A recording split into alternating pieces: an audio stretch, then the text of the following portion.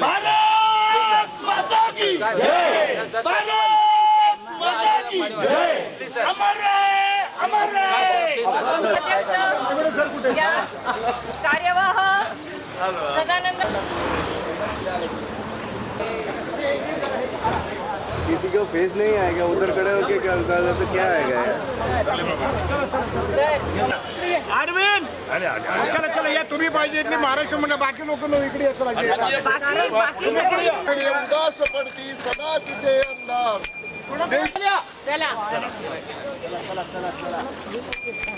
जरा आता लाईनअप करा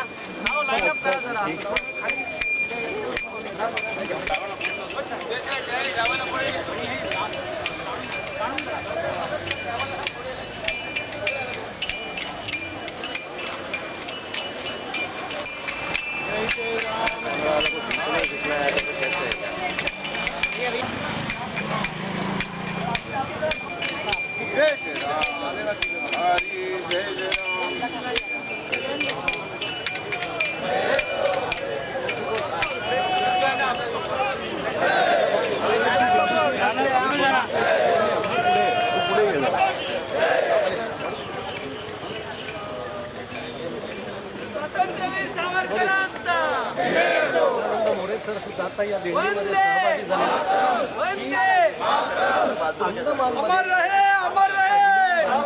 सावरकर अमर रहे, अमर रहे, सावरकर अमर रहे।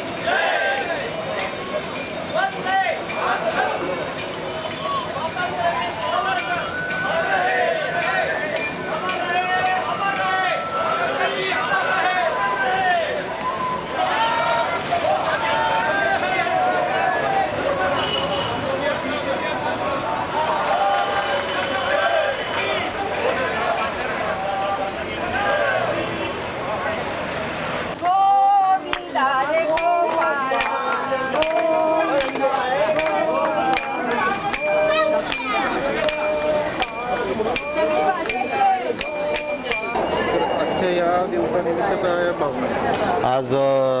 एक आनंदाची भावना आणि एक ऐतिहासिक क्षण आहे। आज स्वातंत्र्यवीर सावरकरांच्या संपूर्ण कार्याचा आणि साहित्यामधलं जे योगदान आहे त्याचा सन्मान व्हावा करता विश्व मराठी साहित्य संमेलनाचं आयोजन आज अंदमानला केलेलं आहे। त्यांचं स्वातंत्र्यातलं योगदान आणि साहित्यातलं योगदान एक अत्यंत मोठं असं योगदान आहे आणि कुठे ना कुठेतरी त्यांचा कार्याचा सन्मान या साहित्याच्या माध्यमातून आणि विश्व मराठी साहित्य संमेलनाच्या माध्यमातून व्हावा ही इच्छा तमाम सावरकर प्रेमींची होती आणि ती इच्छा आज पूर्ण होते। आणि आज योगायोग असा आहे की हे स्वातंत्र्यवीर सावरकरांचं 50वे आत्मार्पणाचं वर्ष आहे आणि ह्या वर्षाचं औचित्य साधून आज या ठिकाणी स्वातंत्र्यवीर सावरकरांच्या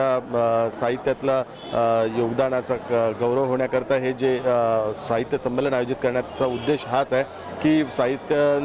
त्यांचं जे योगदान आहे ते संपूर्ण विश्वात सर्व जनतेच्या समोर यायला पाहिजे, पुढच्या पिढीसमोर यायला पाहिजे, एक आदर्श वाटेल असं ते त्यांचं योगदान आहे आणि ते योगदान या विश्व मराठी साहित्य संमेलनाच्या माध्यमातून संपूर्ण विश्वात जाईल अशी मला खात्री आणि त्याचवेळी ह्या कार्यक्रमाच्या आयोजनाचा फलश्रुती मिळेल अशी मला अपेक्षा आहे।